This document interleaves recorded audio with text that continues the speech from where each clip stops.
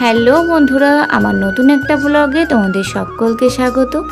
এখন বাজে সকাল 7টা আর আমি দেখো আমার কাজ করতে বসে পড়েছি। সবার আগে বিছানাটা ভালো করে ঝেড়ে পরিষ্কার করে নিচ্ছি। আর জানো তো, আজকে এই বেড কভারটা চেঞ্জ করলাম।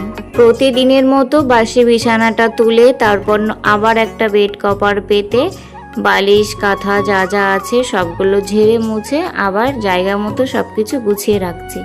আমরা প্রত্যেকটা মেয়েরা তো আগে কাজের আগে বিছানাটাই গোছাই, তারপর বাকি কাজগুলো হয়। কিন্তু জানো তো, আমার আবার সেটা হয় না।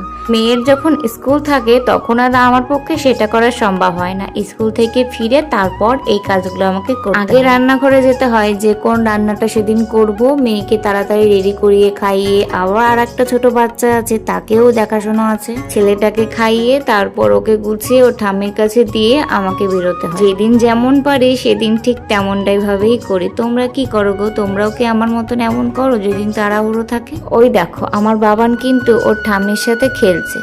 ও কিন্তু ওর ঠাম্মির কাছে থাকতে খুবই ভালোবাসে। স্কুল ছুটি আছে বলে রাতের বেলা কোনো বাসনই আমি ধুইনি, জানি যে আজকে হাতে অনেক টাইম আছে, তাই ধীরে সুস্থে কাজগুলো করছি। তারপরে এই দেখো বাসনগুলো ধোয়া হয়ে গেল আর বাবানের খাবারটা রেডি করে নিয়েছি, ফর্মুলা মিল্ক, আর তার সাথে কিন্তু আমি মাখানা অ্যাড করেছি। খাবার দেখলেই তো আমার বাবানের কান্নাকাটি শুরু হয়ে যায়। খাবার দেখলেই খুব কান্নাকাটি করে, তাও জোর করে খাওয়ালাম। আর এই যে দেখো চালে পোকা ধরে গেছে, তাই এগুলো রোদ্দুরে দিয়েছি, আজকে অনেক রোদ্দুর বলে। বাজার থেকে শ্বশুরমশাই বাজারও নিয়ে এসেছে। কি কি বাজার করেছে তোমাদেরকে বলি। এখানে এনেছে উচ্ছে, তারপর ইলিশ মাছ আর কলমি শাক। ইলিশ মাছটা আজকে বাজার থেকে কাটিয়ে এনেছে। জানো তো, আমি না একদম কুচি কুচি করে শাক কাটতে পারি না, তাই এটা আমার শাশুড়ি মাকে দিয়েই করাচ্ছি। উনি কিন্তু এসব কুচি কুচি করে কাটতে বেশ ভালোই পারে।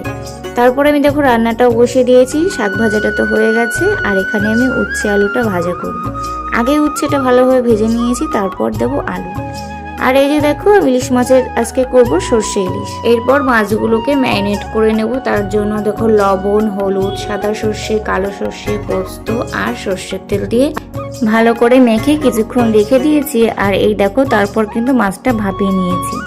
রান্না বান্না ধোয়া মোজা সবকিছু কমপ্লিট। স্নান করতে যাওয়ার সময় একেবারে জামা কাপড়গুলো নিয়ে যাচ্ছি একসাথে। বিকালের কোনো ভিডিও ক্লিপ নেওয়া হয়নি, সন্ধ্যা হয়ে গেছে। দেখো দুই ভাই বোন মিলে খেলা করছে।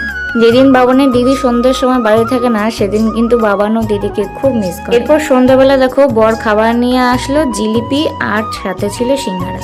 জানো তো, আগে আমি জিলিপিটা সহ্যই করতে পারতাম না, একদম ভালো লাগতো না। কিন্তু ইদানিং কি হয়েছে কি জানি, জিলিপির প্রতি যেন আলাদা একটা আকর্ষণ এসেছে। সিঙ্গারাটা কিন্তু খুব ভালো লাগতো আমার আগাগোড়ায়। এবার খাবারগুলো আমি প্লেটে ভালো করে সাজিয়ে নিচ্ছি। আর একটা কথা জানো তো, আমি যে জিনিসটা একবার